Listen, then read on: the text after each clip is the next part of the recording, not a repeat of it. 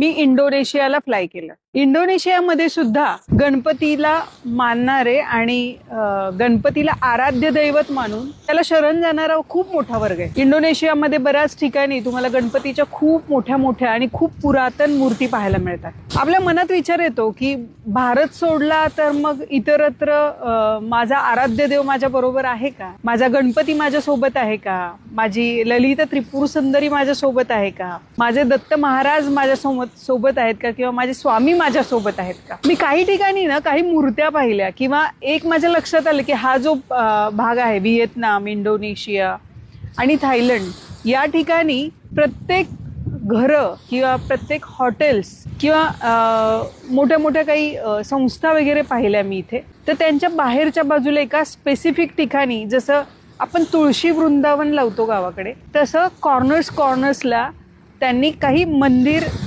उभे केलेले आहेत आणि त्याच्यामध्ये काही मूर्त्याही आहेत.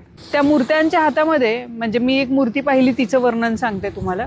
जसं आपला पशुपतीनाथ मधलं शिवलिंगामध्ये आपण पाहतो की 4 चेहरे आहेत त्या शिवाचे, तशा पद्धतीच्या मूर्ती आहेत आणि त्यांच्या हातामध्ये काही आयुध, शंख अशाही वस्तू आहेत. थोडक्यात काय तर परमेश्वर सगळीकडे आणि वेगळ्या रूपाने तो पूजला जातो, मानला जातो. इकडचं कल्चरही थोडं तसंच आहे.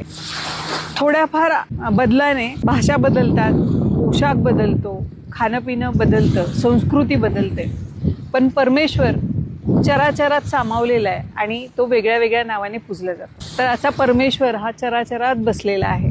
धन्यवाद.